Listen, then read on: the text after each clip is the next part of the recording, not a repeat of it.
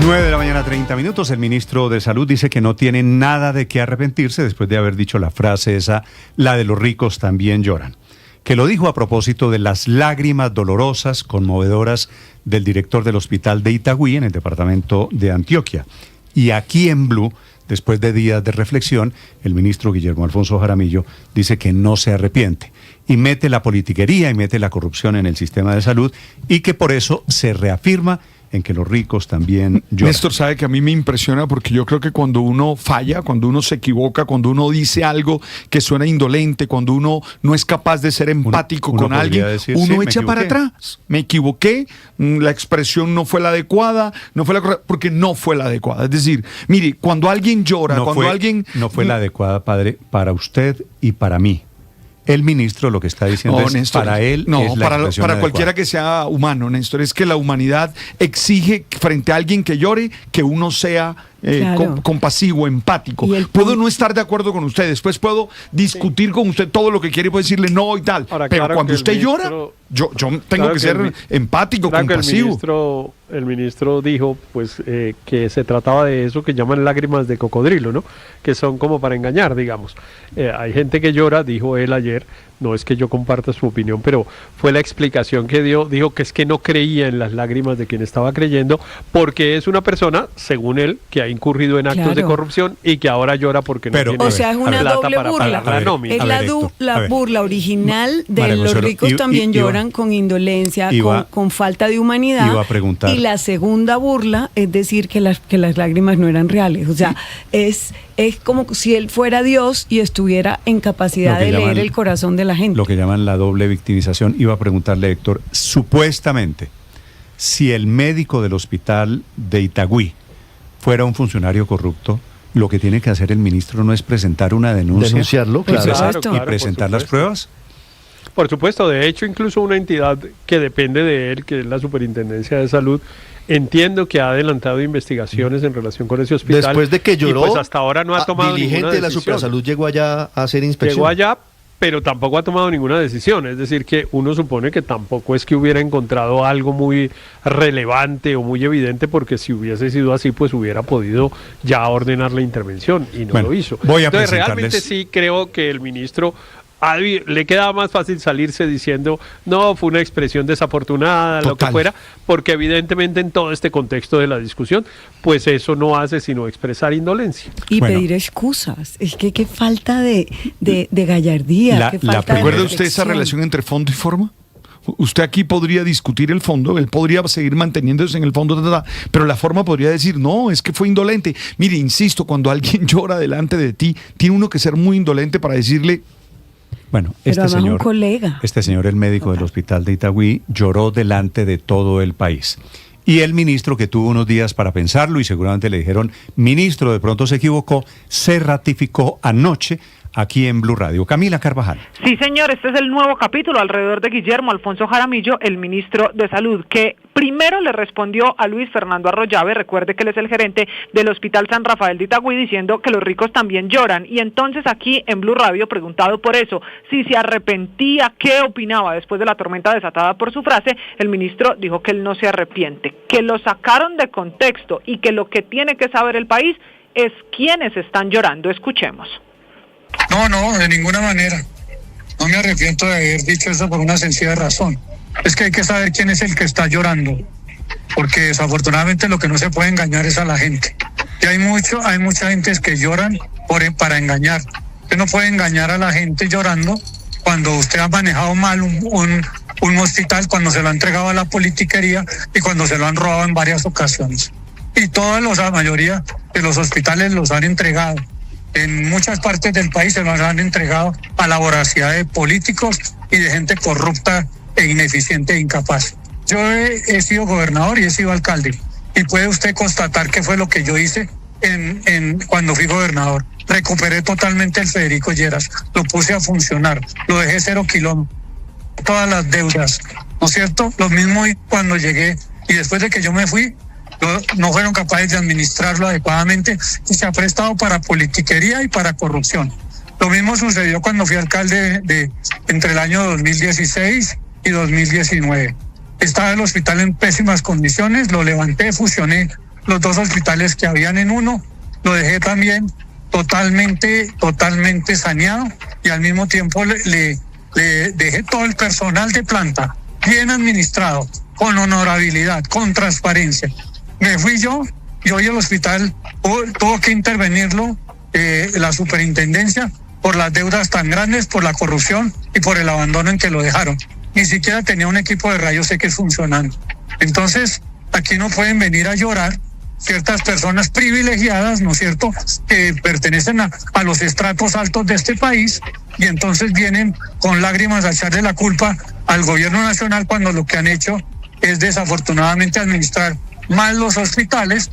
Y cuando, por ejemplo, se le iba a dar 2.000 millones de pesos para cubrir parte de la deuda, que no es grande como sí puede ser grande en otras partes, el señor dijo que no, porque resulta que no ha sido capaz de levantar los embargos que tiene de hace mucho tiempo ese hospital. Y entonces aquí la tesis del ministro es que los que están llorando son los de estratos altos, por eso que los ricos también lloran. ¿Y a qué se refiere el ministro cuando dice que es que los hospitales se los han entregado a la politiquería y a la corrupción? Es que recuerde que desde el anterior Consejo de Ministros en la Casa de Nariño, el ministro Jaramillo tiene la tesis de que en ese hospital hay corrupción, porque el funcionario que lloró suplicando que le pagaran las deudas, que hoy es el gerente, que se llama Luis Fernando Arroyave, es hermano de un exdiputado en el departamento de Antioquia por el Centro Democrático, y de ahí es la tesis del ministro, que los hospitales los feriaron en Antioquia y que entonces hay corrupción en esos hospitales. Como último dato, el ministro, que no se arrepiente de lo que dice y se mantiene en su tesis de que hay que saber quiénes están llorando, que porque las lágrimas de cocodrilo, como decía Héctor,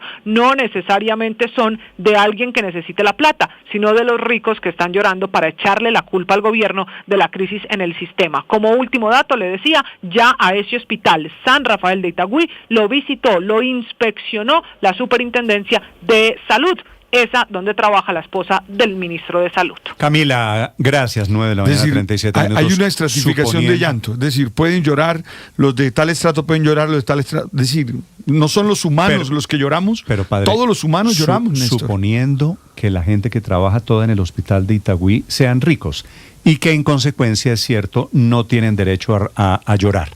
Entonces es rico Néstor. El portero, es rica la enfermera del hospital, que no ha recibido sueldos, no ha recibido durante los últimos 4 meses porque el gobierno no giró la plata. Yo no sé, Aurelio, si usted tenga datos de que el ministro fue buen alcalde, fue buen secretario de salud de Ibagué, que hizo maravillas con el Lleras Acosta. Seguramente sí, y seguramente hay que felicitarlo, pero eso no justifica semejante nivel de indolencia. Claro. Esa no es la patente de corso para tirarse el resto del sistema de salud. Entonces no giro al hospital de Itagüí porque allá hay unos señores ricos, es la teoría del ministro, que me parece un poquito rara. Claro que el dicho completo es no querer en lágrimas de cocodrilo ni en cojera de perro. Entonces, ahí al ministro le cabe esa segunda parte del dicho. Tampoco hay que creer en cojera de perro, señor ministro Jaramillo. Porque hay una cosa que es la más grave de toda esta discusión, Néstor. Es que Jaramillo puede mandar inspectores y decir, inventar, pero aquí hay unas víctimas de todo este enfrentamiento que para mí es absolutamente inexplicable, que son los pacientes.